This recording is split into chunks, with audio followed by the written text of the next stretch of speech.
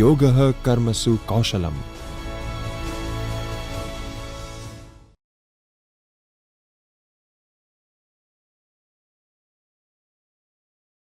Namaskar.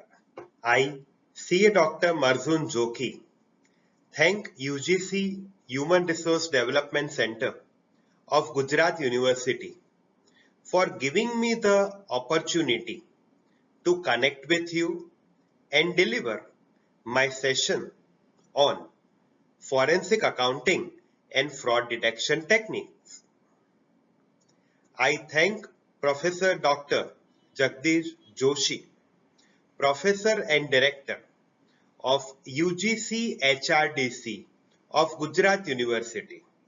Sir, it is an excellent initiative and I am sure that this online refresher course is going to be extremely helpful to all the participants irrespective of the place where they are, and during this tough time it is going to an extremely useful session for everyone, and they will be finding an opportunity to attend this online refresher course irrespective of the difficulty.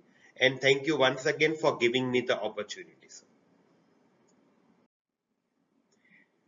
HRDC Gujarat University is ranked 15 in India, and it is pioneer and created history by organizing the first of its kind online refresher course in India in the year 2018-19, wherein a record 2,500 participants have attended it. The first of its kind online annual refresher program in English language, wherein 3,500 participants have attended in 2020-21.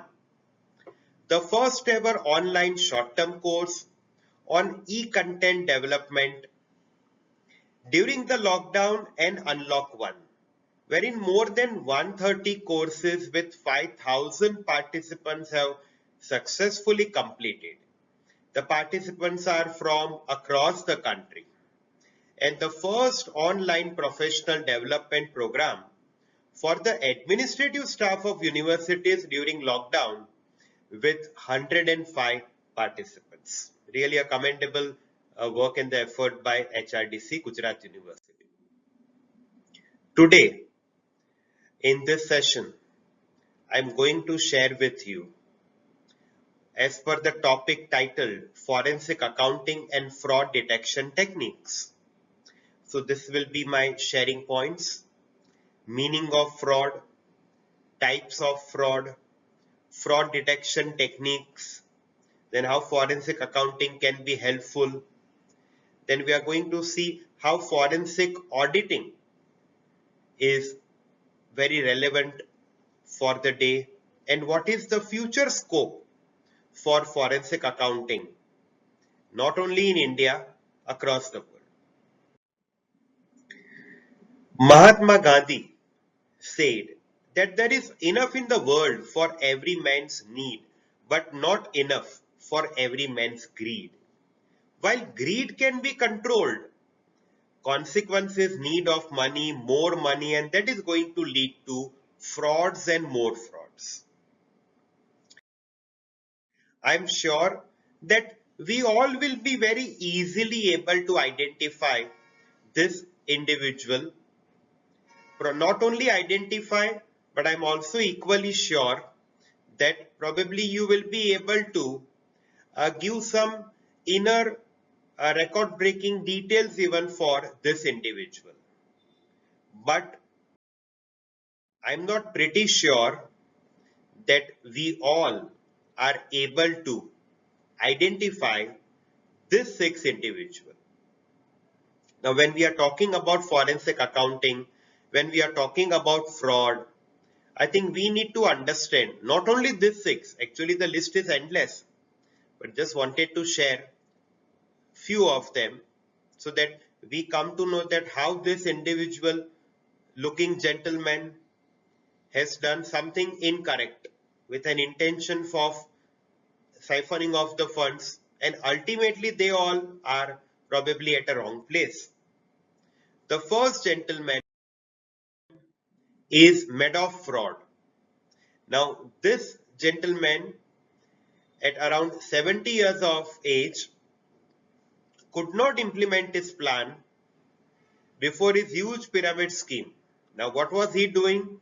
He was actually trapping, attracting big institutions, and he was offering them an annual return of around 15 to 20%.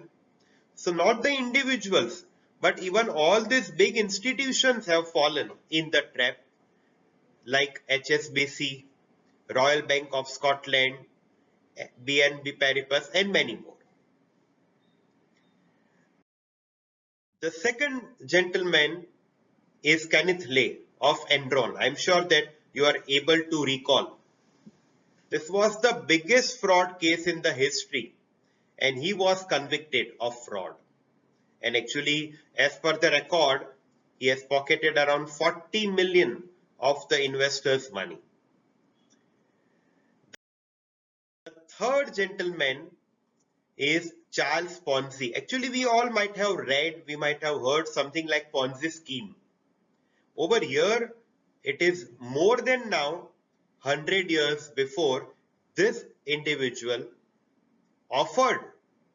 He offered 50% return on their money in 45 days, and he offered a very lucrative offer of doubling the money in 90 days. Now, if someone is telling us to double in 90 days, definitely we will definitely fund them so that we are able to get the double in 90 days. And this way, this individual, Charles Ponzi, around 40,000 people as per the record, fallen in this trap, and this number of $15 million is 100 years before.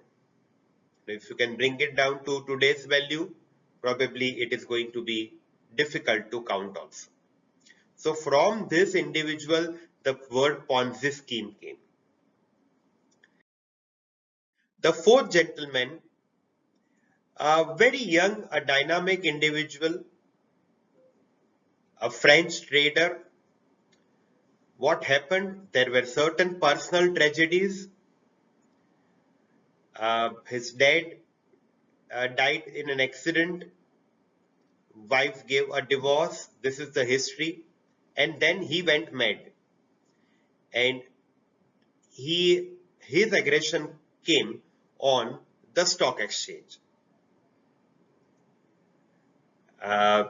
We can see towards the end that ironically the name of this gentleman meaning is saint, but the activity or the act that he did was not like such. The fifth gentleman in the pick was and is the co-founder and the former CEO of WorldCom, Abyss. The recorded false reporting, companies false reporting, and the loss to the investor is amounting to around 11 billion. The next gentleman is Harshad Mehta. I'm sure that we all might have identified. Even this gentleman, if you go to see the record, he operated at the Bombay Stock Exchange, we all know. And in the year 1992, the Indian Stock Exchange collapsed. And the total loss was around, as per the record, 1.3 billion. And the big bull, how we call this gentleman, actually he died 10 years later in jail. Now these are the 6 examples, or this is not only 6. We have so many also currently that we are reading daily. So important is that we need to understand that all these fraudulent activities that are happening, what is the intention or how it is done, so that we are not caught in the trap. Now, as per the record, I'm not sure about the visibility, and this is not even an complete list. This is just a, I can say, representative list over here, that whatever frauds, this is only from Indian records. Who is the biggest loser of all this? Definitely a common man. And this is all being recorded. And from this we can summarize that adequate supervision, strict accountability and appropriate punishment is slightly missing. And because of that, these are on rise. But now the government has taken very good initiatives. We will be sharing that also. So to control all this, so that the common man is not forced to lose the money. If we go and see the world history, it is not that only the frauds only take place in the underdeveloped country or where there is no supervision. No. If you see this list of 10, they are all developed or the developing countries. And the swindlers are not only employees, but they are even the top management, government officials, and the representatives. We have one Indian company also in the list. Now, if we want to segregate the type of the frauds, then till 2000, the type of the frauds were in the type of Ponzi scheme or a fake currency or a check forgery, etc. But after 2000, see, because of the technology advancement, it has differed slightly. From 2000 to 2020, I have kept.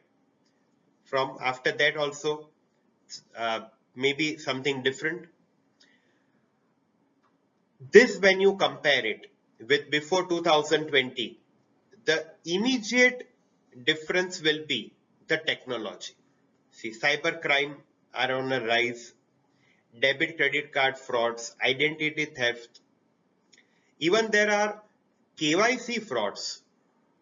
So unless and until we are aware, it is going to be extremely difficult, and sometimes because of that lack of awareness, it is possible that we fall in the trap. Now when we go and see the word fraud, it is good that in the Companies Act 2013, the word fraud has been defined. And the definition says, as per section 447(1), that actually it includes an act, an omission and a concealment of the act. Now when we see the portion of the act or omission of the act and omission, I think more important is act and omission. Just an example to share, that a cashier in a charitable trust is accepting donation and issuing a bogus receipt or a receipt which is not genuine and pocketing an amount. So this is not recording also and pocketing the money, and the other party, the donor, he feels that it has been properly recorded. Now these are actually the type of the fraud. It is slightly difficult to figure out, and we will have to frame some mechanism or the system to figure out them. With a clear analysis of the above definition, it could be asserted that false representation of a matter of fact, whether by words or by conduct, by false or misleading allegation, or by concealment of what should have been disclosed. So again, I will like to share over here that when it is an act and an omission, you're concealing, you're taking away, recording something from the viewpoint of other party and pocketing what is received, it's slightly difficult to figure it out. Now when we see the different category and the type of the frauds, we can categorize them into the main 5 types. Bank frauds, corporate frauds, insurance frauds, cyber frauds and security. Actually the list can be endless. We are going to see more like such list, but these are the main if we want to categorize. Again, in that inner details, if you go, it is possible that everything will not be kept over here. just to give you a bird's eye view, an idea about the different type of frauds. And because of all this only, forensic accounting is regarded as the dawn of the evolving profession. Bank fraud is a big business in today's world. The number of bank frauds in India is substantial. And there are different areas in which the frauds can be committed, maybe in the form of the bank deposit, the loan, the interbank or the branch or the accounting transactions and etc. When we go and see the corporate frauds, definitely the previous name that comes to our is Satyam Computers, Ramalingan Raju, and the present one that we are very quite frequently watching in the news and reading is for the PNB that happened in 2017. There are so many insurance frauds also. Cyber frauds are on rise like anything. And I'm going to share with you certain different types that how this cyber crime is on a rise. And securities fraud, we have just taken that example of the 6 individuals, out of them one again shared over here. Even the Ketan Parekh scam, including the Harshad Mehta scam, can be categorized into security frauds. So bank fraud, corporate fraud, insurance, cyber security, this can be an overall categorization. There can be many more also, but these are to name a few. Now when we go to, we will not be able to take up all the frauds in details, but to just give you a brief of some of the relevant and important. These are all the recent ones, and we are regularly reading that whether what will happen to this individual who have actually, we can say, siphoned off the money of a normal, a common man. And with nearly over 250 scams in India since 1947, there is an recorded approximation of around 20.23 trillion US dollar loss has been reported in corporate scams in India. This is a huge amount. This amount is probably so many times, we can say, multiplied of so many different countries' economy. There are a number of ways in which the corporation can commit fraud. Maybe the loss of the asset or doing something act so that we can siphon off the funds. One such example is personal purchase. An employee can divert funds to buy goods or services on his own behalf. And this is usually done by approving his own expense report or supplier's invoice. So personal purchases are recorded in the business. That is taking away or using the funds, the office funds for the personal part. That is in the corporate part, not for the proprietor. Next is ghost employees. This means that actually the employees are not there, but they are fake employees. Maybe the created one or sometimes the retired one kept on the payroll so that whatever salary is transferred to their account is siphoned off. And it has actually happened in some of the companies being reported also. The employee retired, but the salary continued to that account, and that account was controlled by someone from the company. And that is how the funds were diverted from one account to another. That is called a ghost employee. So actually they are not the employees. They are also called phantom employees. And in one such case, the fraud auditor or forensic accountant, actually he observed. Now see, when we go to actually check exact what is forensic accounting, and in case you want to explore more about it, you can do that. That this forensic accounting techniques are going to teach us that, or are going to share with us that only financial consideration is not important. we also will have to look at other non-financial considerations. For example, in one such company, what happened that certain employees actually retired, but their retirement was not recorded. The bank accounts were controlled by the management, and to prove that the employees were not retired, the cards, the swiping entry and exit cards were also given to some of the employees. So what they will do, if one employee is given the responsibility of 5 phantom employee, 5 swiping cards are given. So when that existing employee comes for the job timing, he will be swiping his own card. Along with that, he will be swiping another 5 cards of those employees who are actually not on the job, but they are the phantom, ghost or the fake employees. So as per the record, what will show that including that one employee, other 5 employees are also on the work. And then the same time when the employee leaves at the end of the day, maybe at 5 p.m. in the evening, that same employee will be swiping his card for the out and also another 5 cards. Now this trend continued.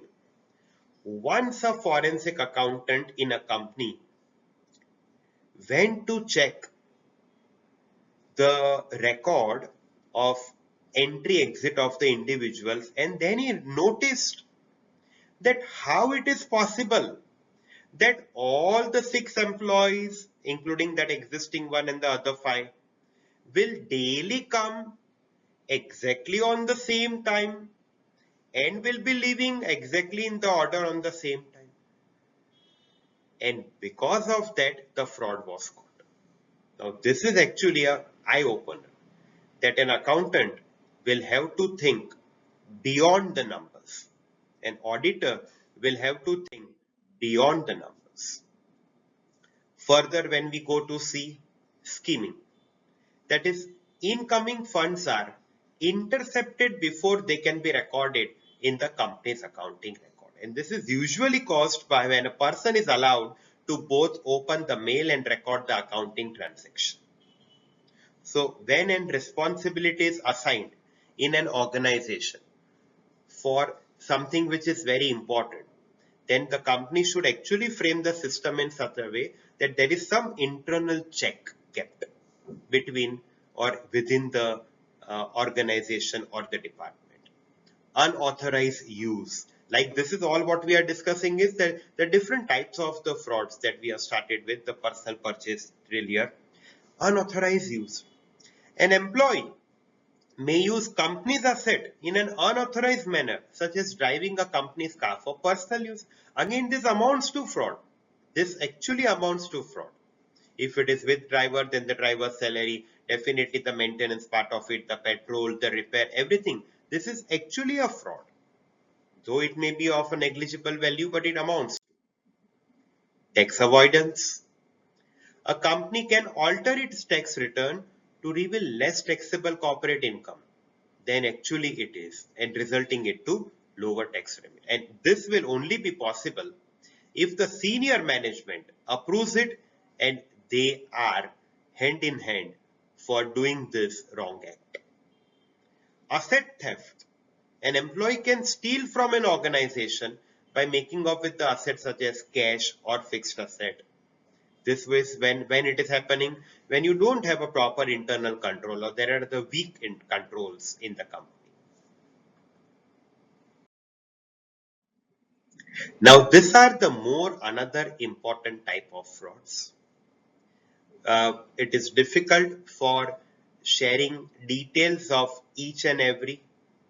This I can say that over here, this can be a possible area for research also. Someone can take up for the doctoral study for this type of frauds also. Just to share with you, presently the cyber frauds are on a rise and we all are falling probably unknowingly in that trap. Over here, I am going to share an example wherein a bank employee inserted a program into the bank server that deducts a very small amount of money. Let us take an example, hardly 50 paisa, less than a rupee from account of every customer.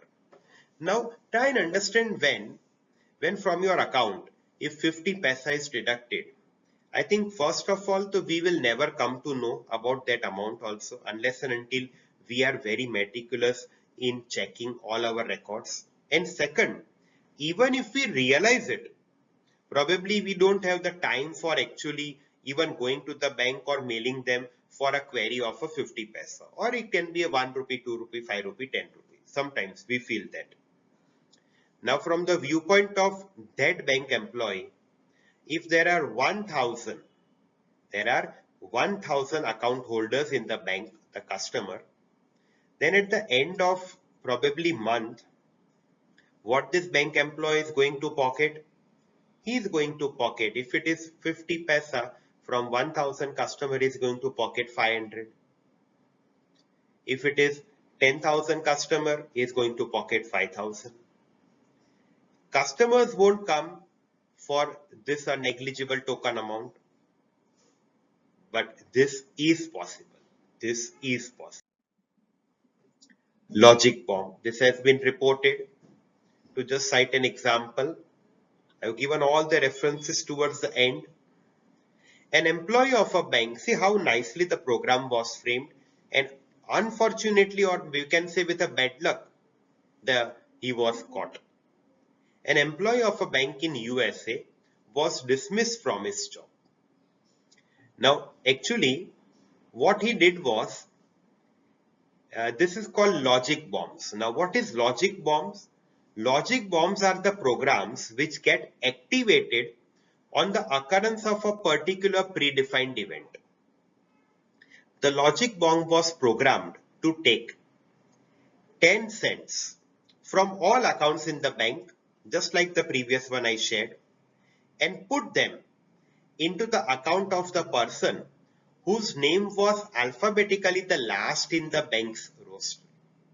And then he went and opened an account in the name of Ziegler, Ziegler. So from the alphabet A to the alphabet Z, whatever accounts are there, 10 cents will be deducted, and where it will be transferred to the account of alphabet Z. The amount being withdrawn from each of the account in the bank was so insignificant that neither any of the account holder nor the bank official noticed the fault. It was brought to their notice when a person by the name of ZYGLER opened his account. Now what will happen? Because of this alphabet order, ZY will become last in the name order. So immediately, because of the program was such frame that it will go into the last account, when this 10 cents started coming into this individual account went to the bank. Being an honest person, he reported to the bank that there is some mistake, that from all many times this 10 cents is crediting in my account. And when it got reported to the bank realized that this was a program which was framed by this employee. One was siphoning off the funds from SINs. Though it was 10 cents, a negligible amount, but still it came to the light when this individual account with ZY was opened in the bank, and because it is a program one, it started going instead of ZI's name to the ZY's name. Cybercrime, as we are discussing since last few minutes, that cybercrime is on rise. Some of us might have fallen in the trap, may it be the hacking part of it, or data theft, or an identity theft. But we will have to be very cautious about it. As per the recorded cases in India and even international, way back in 2007, the Maharashtra government official website was also hacked. So these hackers or the wrongdoers are not leaving anyone. If a government website can be hacked, probably our individual accounts, it is difficult. So we will have to be constantly, we will have to be constantly checking. We will have to be constantly aware about not clicking anything, not clicking anything. Even the official website of IRCTC, this is recorded what I'm sharing with you, and around 1 crore customer details were put at risk. Immediately it got proper, it was reported also officially, and even the CBI website in 2013. These are all the reported incidents. Then immediately the action was taken and everything went correct. But there was an attack on this government official sites. ICICI Pune Bank fraud case, and it was found in this that the details misused were belonging to 100 people. These are all the recorded portions, so being sharing with you and with the references towards the end.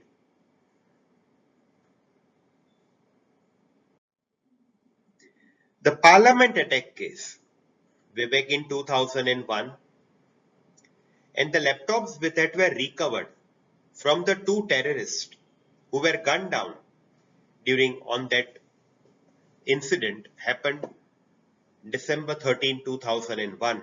They were sent to the Computer Forensic Division, and the laptop contained several evidences that confirmed of the two terrorist motives, namely the sticker of the Ministry of Home that they had made on the laptop and pasted on their ambassador card to gain entry into the Parliament House and all that. Now this is all possible because of the theft of the data, the cyber frauds, or we can say cyber crimes. Now, when all these institutions and the government websites and all this are, it is possible to hack, then I think we should be very much aware. Government is trying their best so that this all doesn't happen. We also will have to be careful. Email spoofing. Even you might be definitely getting some of the email which you feel sometimes that though it is not correct and genuine, we sometimes fall in a trap. And this has been reported case by Gujarat Ambuja executive case where he pretended to be a girl and cheated and foreigner for crores by blackmailing techniques. So whenever an email when we read, don't actually rely if the sender is unknown. The sender is unknown.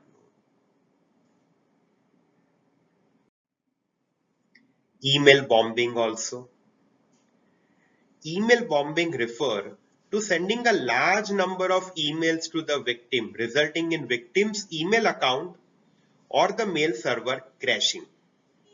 In one case, this is a reported very nice case so that we can realize that how this email bombing is going to create a problem.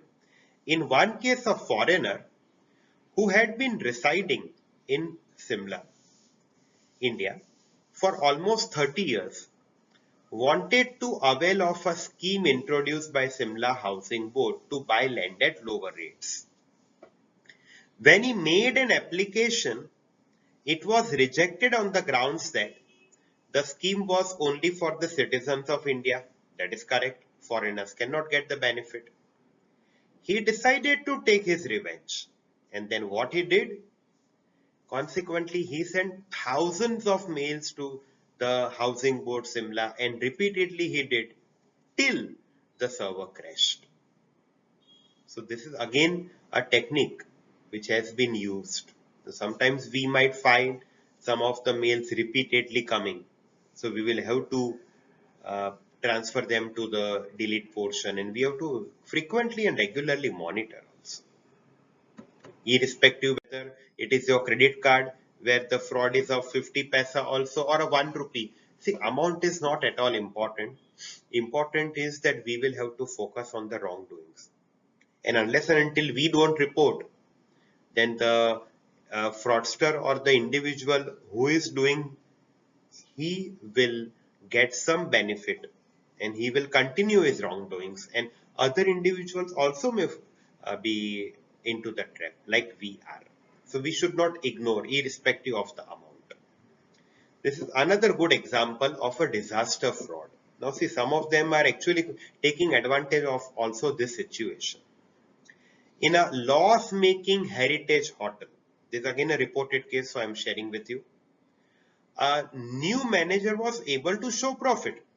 Now see, there is an heritage hotel. The example says it was loss making. A new manager is given the responsibility, and immediately the loss making hotel started showing profit. There was a sudden turnaround started, making huge profit through room occupancy had not gone up. See, this is very important. Profit was reflected in the books of account, but there was no increase in the room occupancy.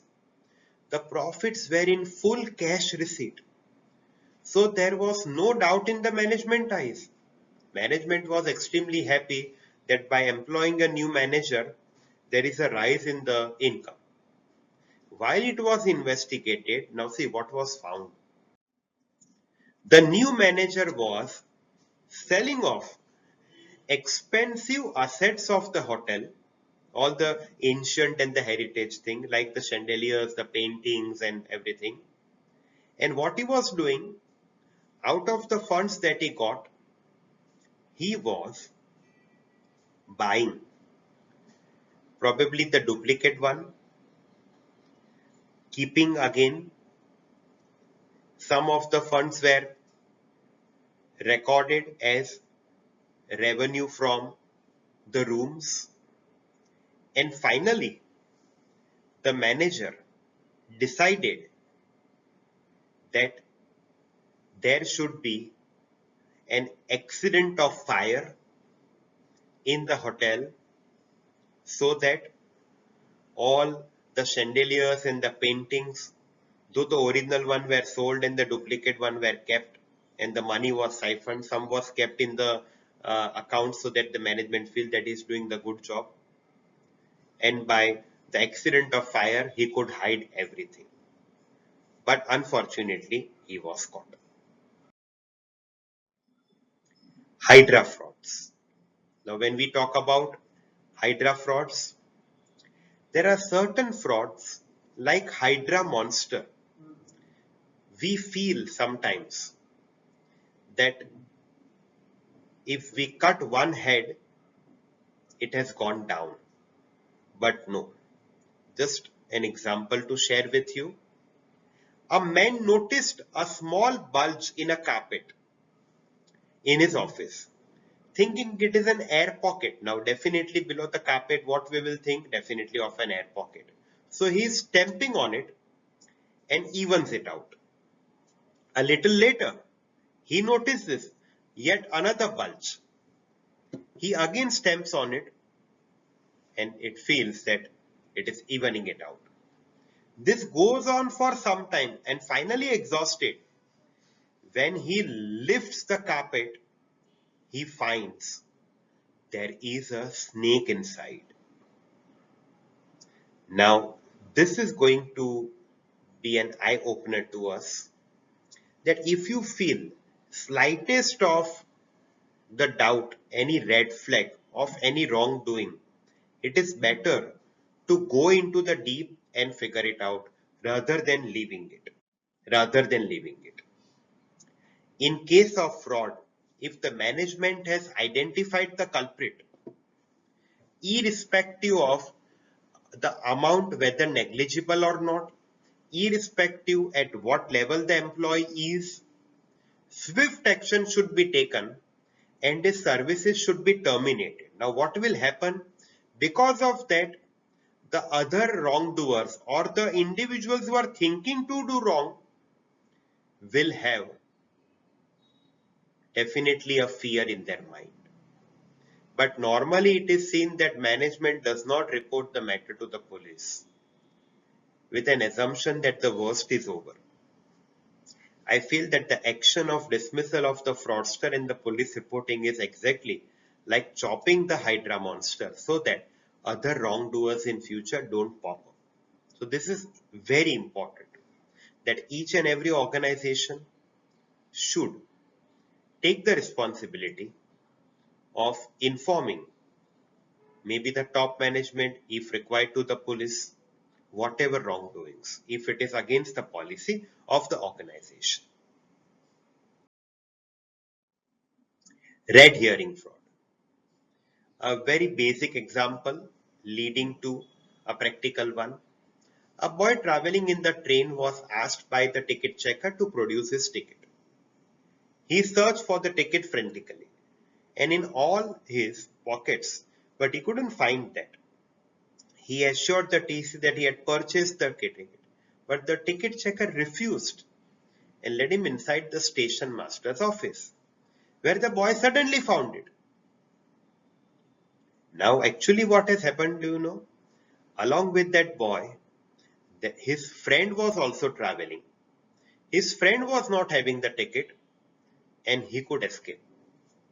So, over here, sometimes the fraudster are deliberately trying to portray something to divert the attention. And when our attention gets diverted, the wrongdoing is actually on a roll. We will be focusing somewhere and actual wrongdoing is happening. So our attention gets diverted, that is called red herring. Such a principle is sometimes used in the world of bookkeeping as well. Accountants will deliberately insert a glaring long entry, deliberately, to attract attention to them so that the other fraudulent entries are hidden. An example, supporting for a credit note of rupees 1 lakh were deliberately misplaced by a fraudulent accountant. So the auditors will try and focus and will be asking the accountant that where is the supporting for this? Definitely it will be naturally aroused and therefore the focus on that and auditors will feel that they have found something. However, they were produced eventually, but in the bargain, they missed out a credit given by a cash sale memo to the debtors account. Now, this was actually the fraud that the fraudulent accountant had planned, but the attention got diverted to the credit note and then the cash sale memo was recorded in the debtors account. This is red herring.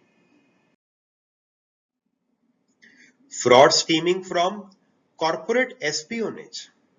Now, this is actually on a rise. An example, a recorded one, a simple fresh graduate who was of a lower middle class background was recruited as a junior level clerk in an engineering company and he was having a salary of 25,000. His father was in debt and poor health. One fine day, he invited his colleagues for a party at a newly purchased flat, a huge and a luxurious flat.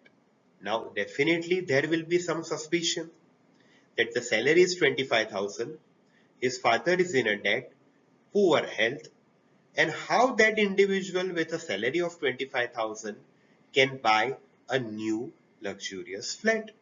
What he was doing when it was found that this employee was selling the company's information or passing the company's information to the competitors. That is like fraud stemming from the corporate espionage. Piggyback fraud. Now the pig itself will make us realize that whenever we feel, suppose in a computer we have some file unknown and we are required to download it, and when we download it we see the rotation of the circle happening. During that, if it is unknown, if it is unprotected system and you don't have the program proper, it is possible that along with that download, something else will also enter to your system and it is going to hack away everything.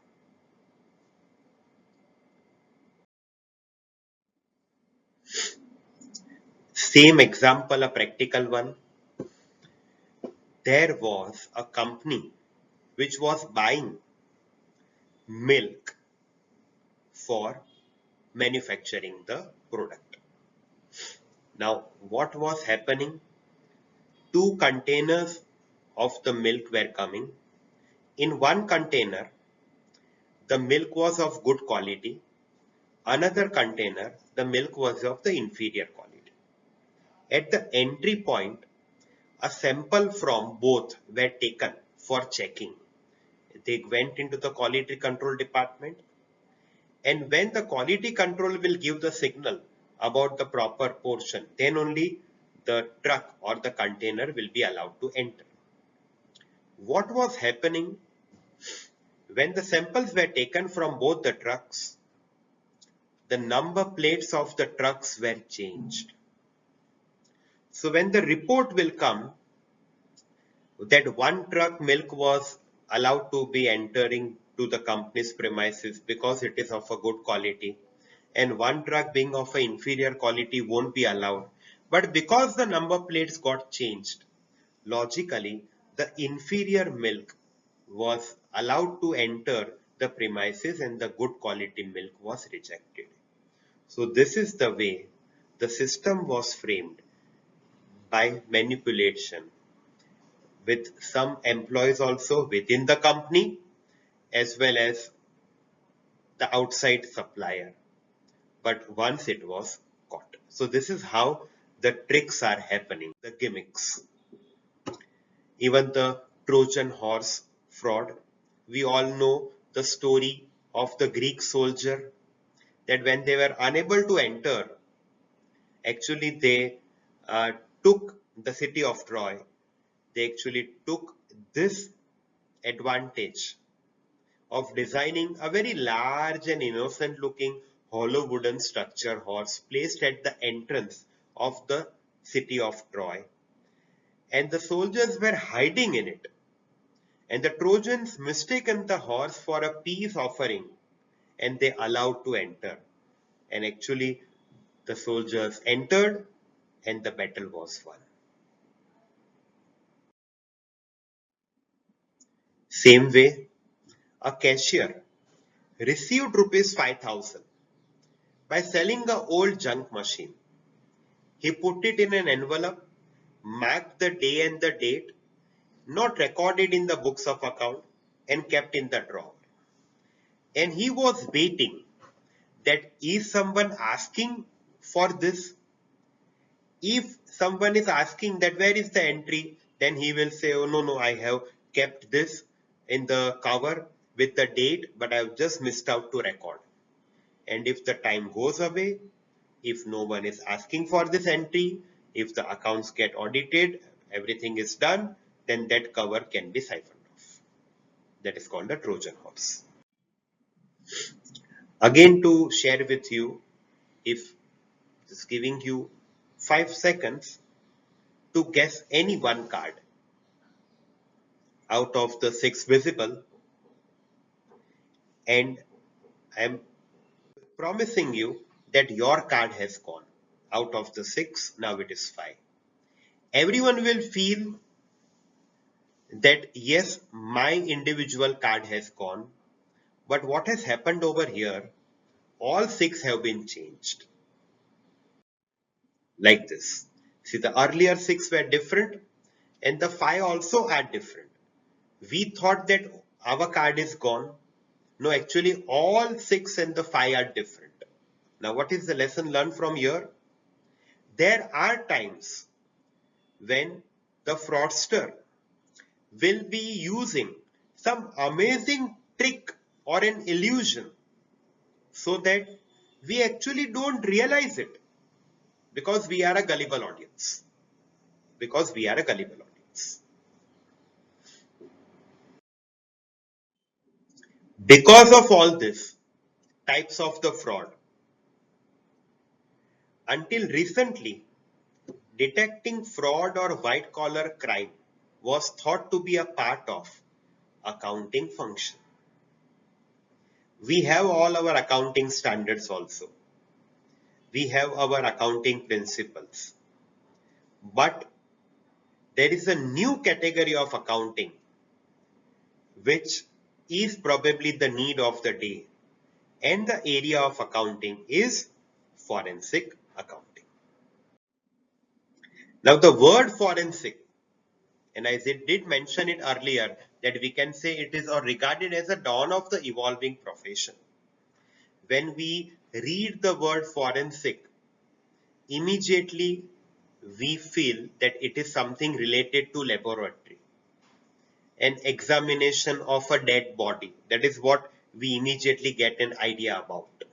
But of late, forensics have also entered the field of finance and accounting. The dictionary meaning definitely will describe the work as of a scientist who examine the evidence to help the police to solve the crime. But the same dictionary meaning is also mentioning that it is relating to a legal profession. Now, from when we feel that forensic accounting is only probably 10-20 years before origination? No, it is more than 200 years. The field of forensic accounting can be traced back to 1817 court case. And for the very first time, the phrase of forensic accounting has also been used in an article in 1946. Sherlock Holmes, we all might have read, even the TV serial, was probably the most famous practitioner being the forensic chemist.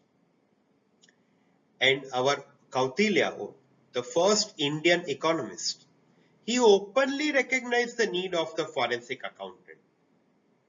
And he has mentioned 40 ways of embezzlement centuries ago.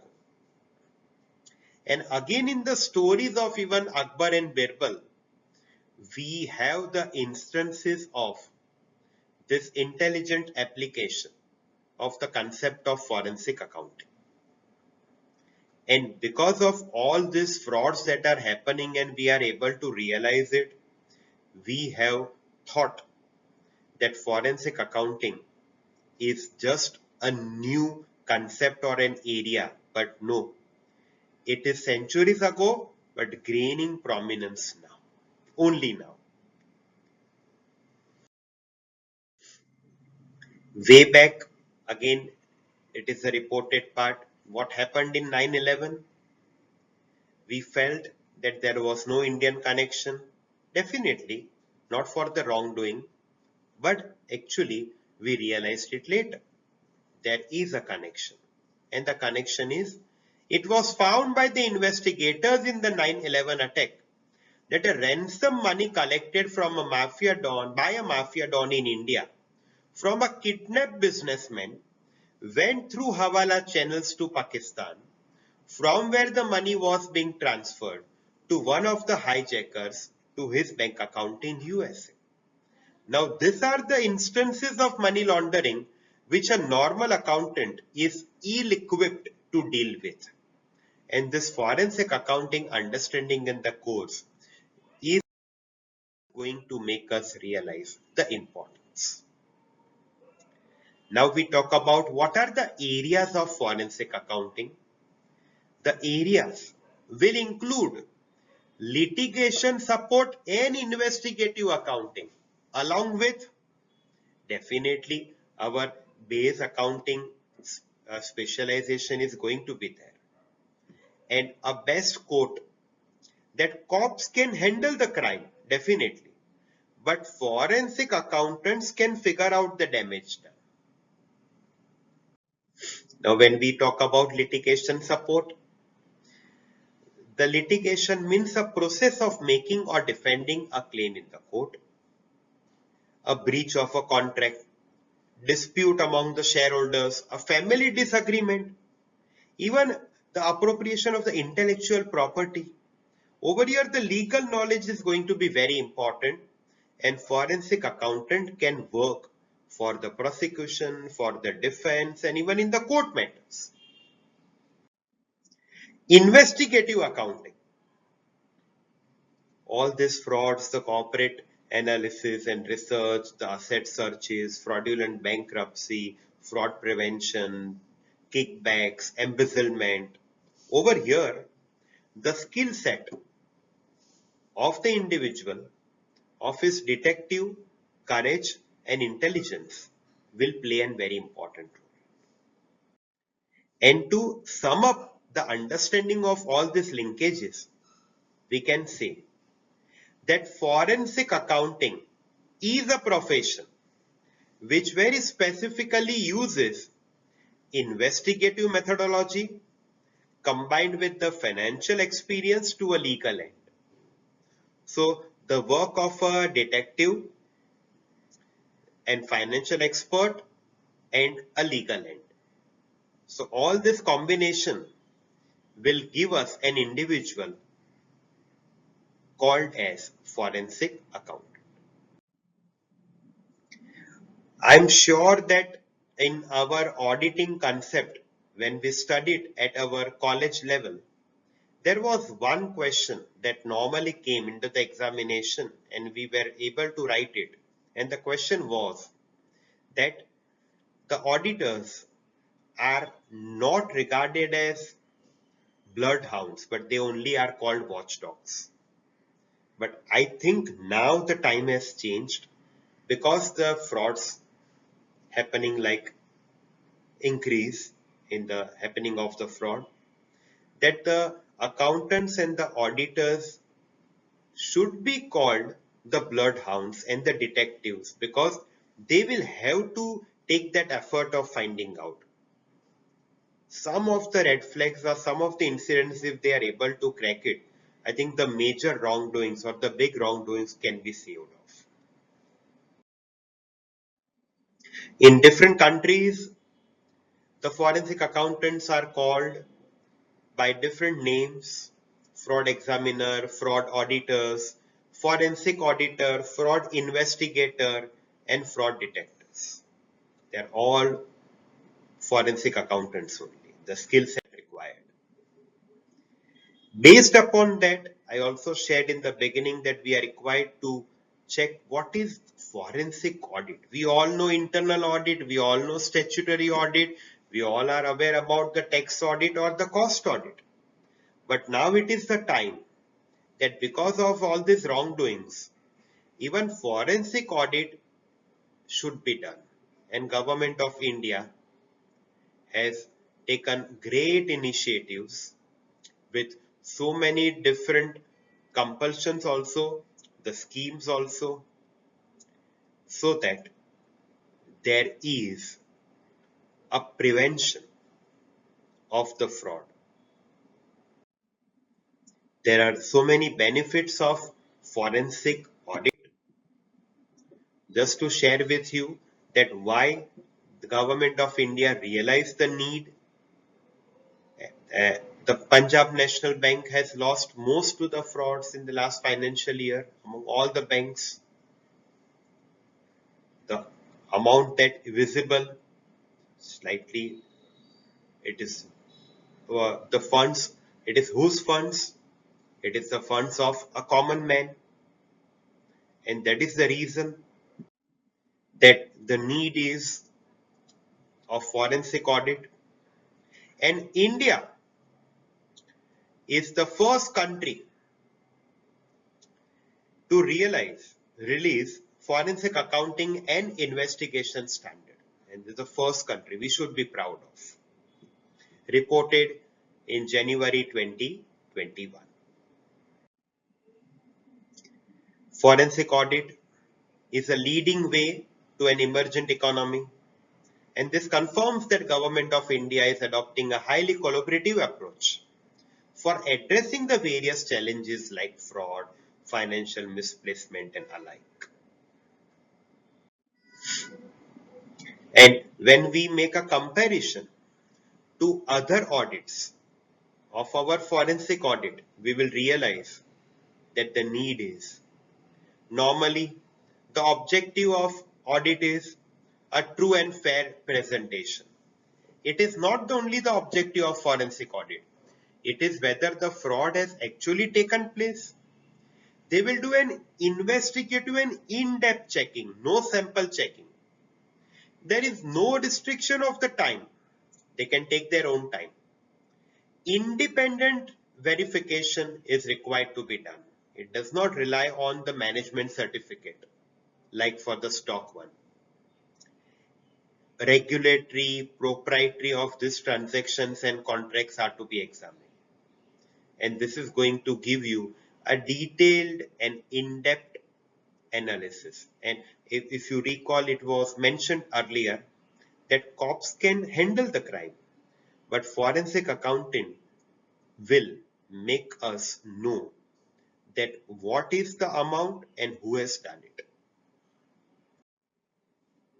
Even in Vision New India 2022, the dream of building an inclusive India, which is free from problem of corruption, terrorism, poverty, is the vision of the government. Now we go to understand few of the techniques by forensic accountant for fraud detection. These are all the reported techniques. This is a exhaustive list. Again, I will like to mention over here, probably this list is going to give us an area of research. Just like the types of the fraud list was again a possible area for research. Even this techniques for audit will be an area for research. Now, when we go through these techniques, probably all techniques are not heard of, but they are available. They are all time tested, available in the books, can be used. We will not be able to take up all the techniques in detail, but few of the techniques I will like to share. One is a spreadsheet exercise. And this all techniques also, I have kept the further readings also available. And I will like to mention over here the name of Mr. Chetan Dalal, the leading investigation specialist in India. And in his books, the different techniques are also recorded with the example. One can explore them. Over here, I'm again not sure of the visibility, but this is an example where there were certain this is an Excel sheet where you will find certain vendor creation items. Now this is a very typical Excel sheet from the viewpoint of a business where date is written, the address is given, the vendor, some code is given, created by someone, and a PAN card. Nothing looks incorrect. But when you have a spreadsheet, what one can do is that from the date with the commands in the format cell, we can convert the date part to the day part. Now, when we convert the date into the day of the week, over here it was realized by the auditor, and this is all reported and recorded. I did mention the source also. It is Chetan Dalal Investigation and Management Services. From there, I have just kept over here to share with you.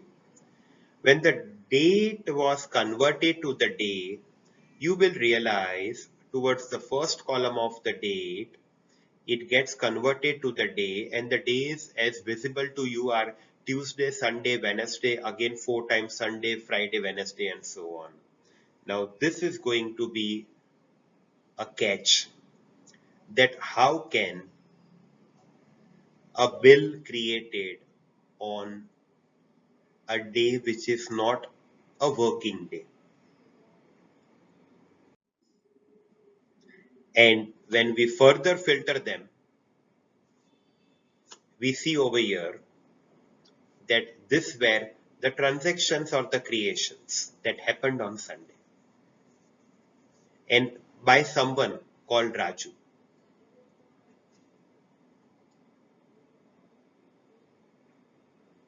Created by the same individual.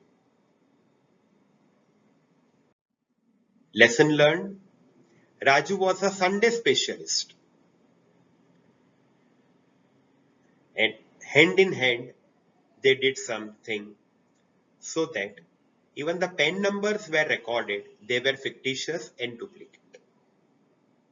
So this is a spreadsheet exercise that is going to teach us that when we do some auditing part in the spreadsheet, there are so many tricks available to check the authenticity of the available data.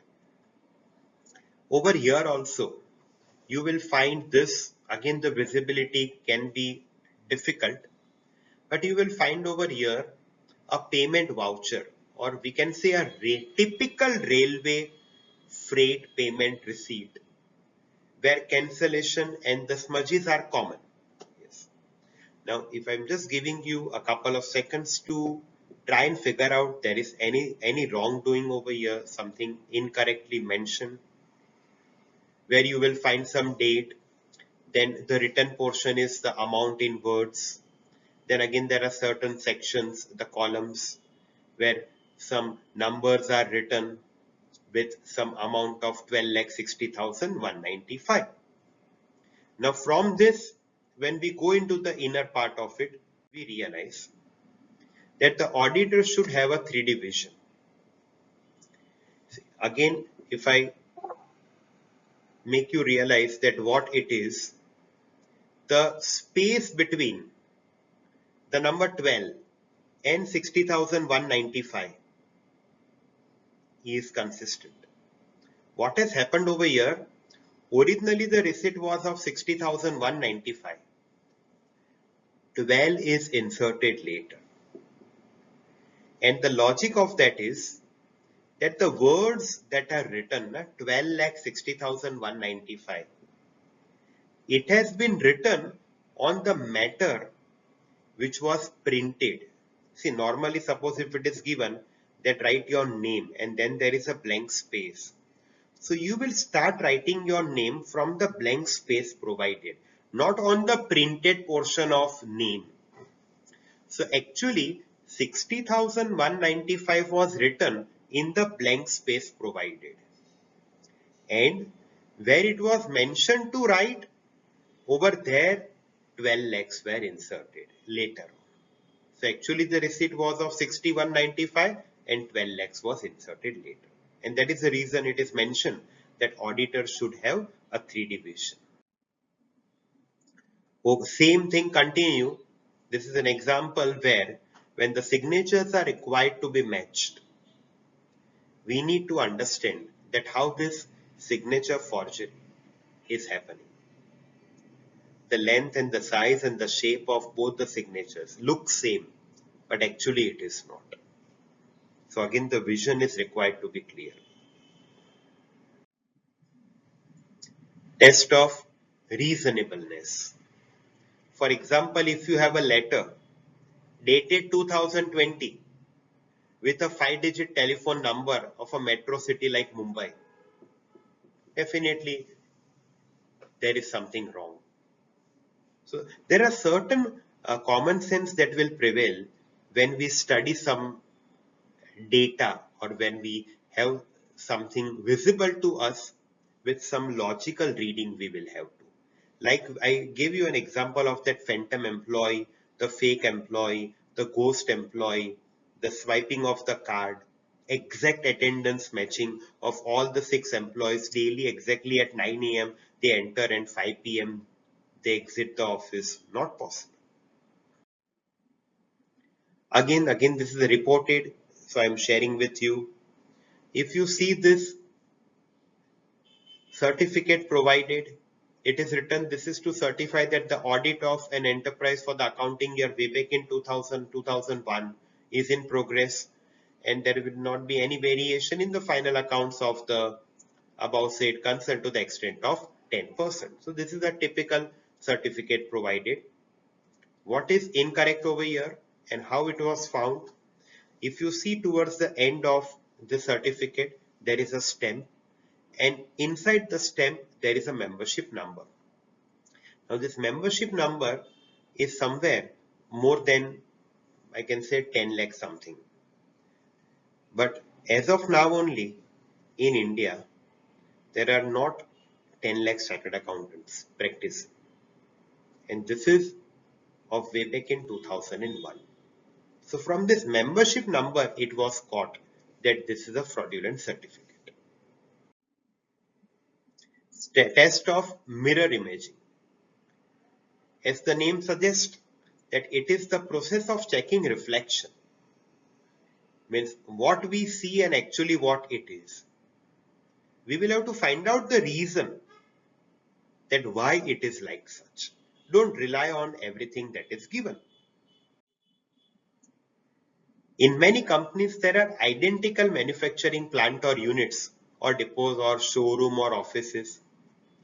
Just to summarize this, let us take an example coming out of this what is visible. If in my office there are 5 computers and if I take the license for 10 computers, I am recording the bill for taking license official for the computer software. Is it logically proper that when I only have physical 5 computers, how can my bill for the license is going to be for the 10 computers?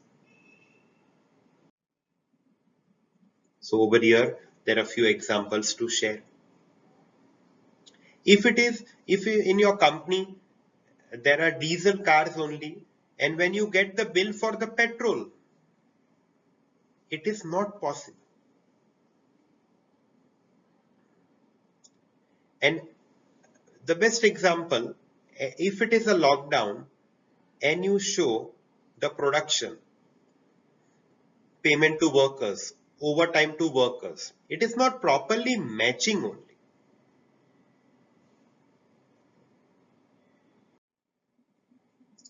Another technique that is possible to be used is a RSF technique, that is a relative size factor test. Now what is this RSF technique doing? It is going to compare with, it is a ratio of the largest number to the second largest number, and then it is divided. And when this answer of the ratio is above some number, that is a time tested given, it is an unusual fluctuation, then there is a red flag. When you divide this, and if your answer is greater than 10, the largest number with the second largest, there is a chance of error or fraud. Chances are there. It is not that it will amount to fraud. For example, again, it is a shared portion.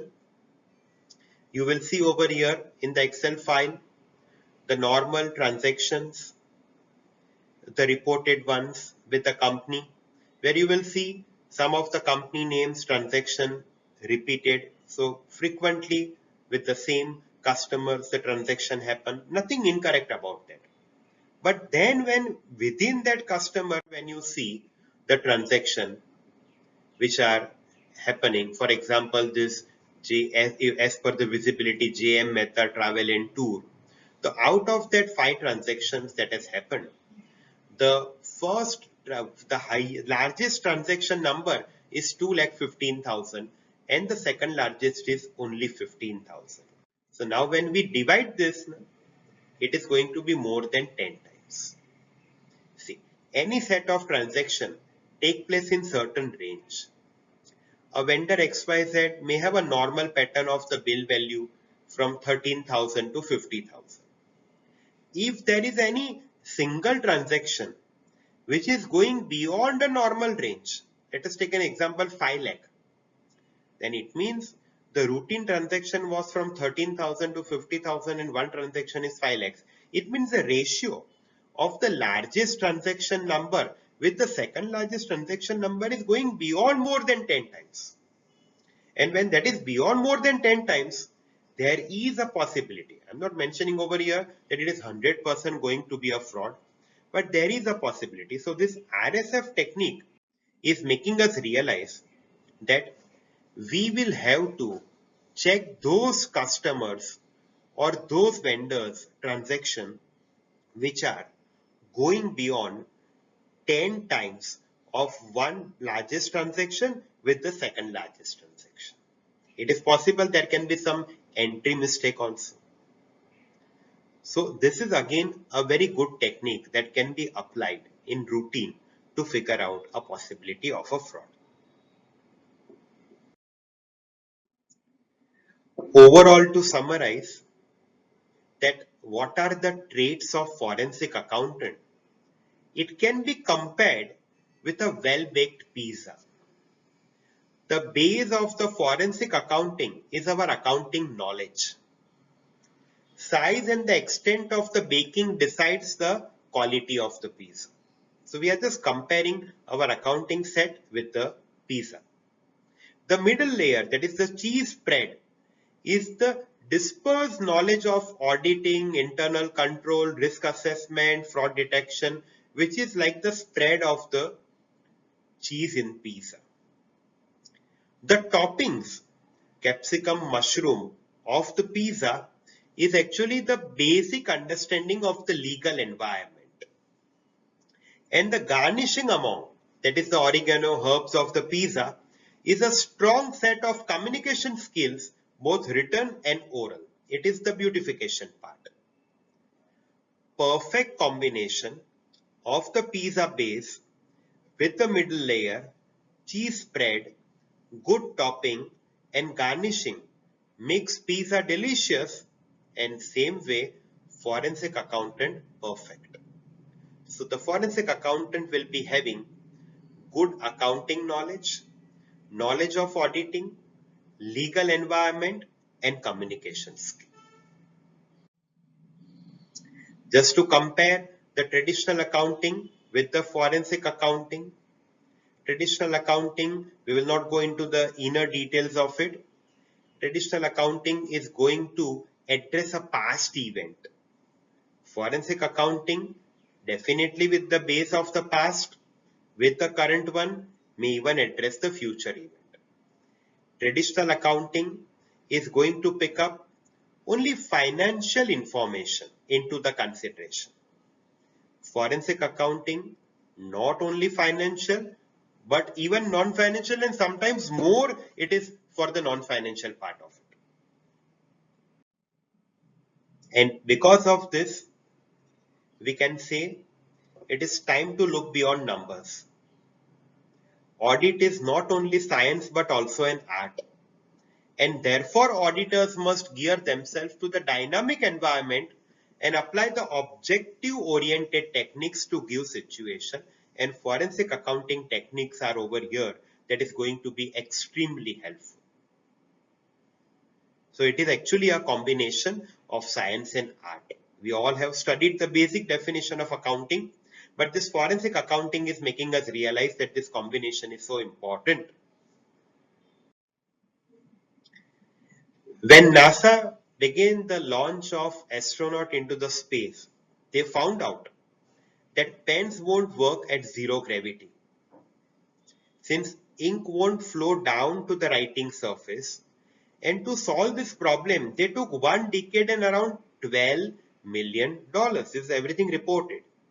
They developed a pen that worked at zero gravity, upside down, underwater, in practically any surface, including crystal and in the temperature range from below freezing to 300 degree. As against that, what Russians do? They used a pencil. What is the learning from here? That we look for a simpler but effective solution. Every problem will have, and it is possible to get a very simple and effective solution. Few facts relating to the frauds in forensic accounting. Generally, frauds are seen to be committed in small companies, and in around 85% of them, in the case the managing directors are associated, means the management is going, they have the link. Many of the frauds committed were while recording the year-end adjustment, not for the routine part of it. Around 30% of the companies in fraud were committed because they didn't have audit committee, and because of that there is a compulsion now from 2013 Companies Act in India. And in many cases, stock market pressure have provided actually, we can say, the incentive, or we can say the reason for the fraud. This is a very typical, has been taken from KPMG source. I have kept over here the reference also. It's a profile of an internal fraudster. Typically, this is based upon the survey that they conducted. I'm sharing with you.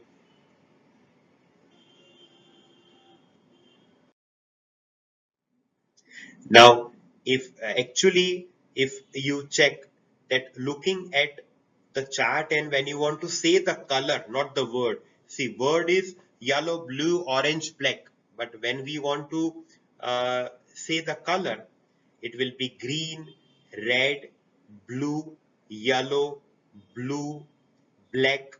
What happens over here? We slow down. Reason of slowing down? That our right brain try to say the color, but our left brain insists on reading the word. There is a conflict between left and right.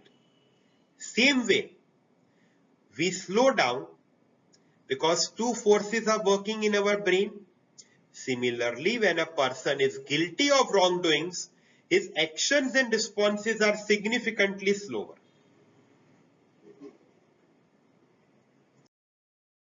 Again over here, if I just request you to count the black dots in that pic, if you just focus properly, you will find that there is a black dot, but it is moving around.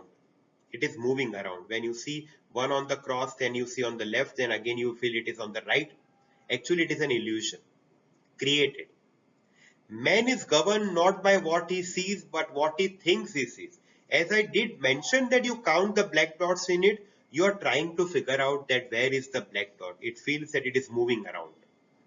In day-to-day business, sometimes such false impression can lead to wrong conclusion, and one could miss out the real core issue.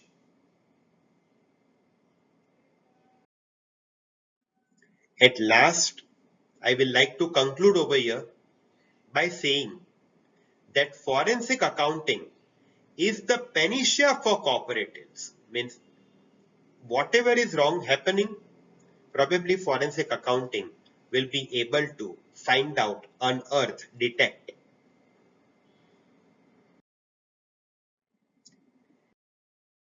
That is all from my side. Thank you so much. Again, I thank HRDC, Gujarat University, and Professor Dr. Jagdish Joshi for giving me the opportunity. And these are your further readings.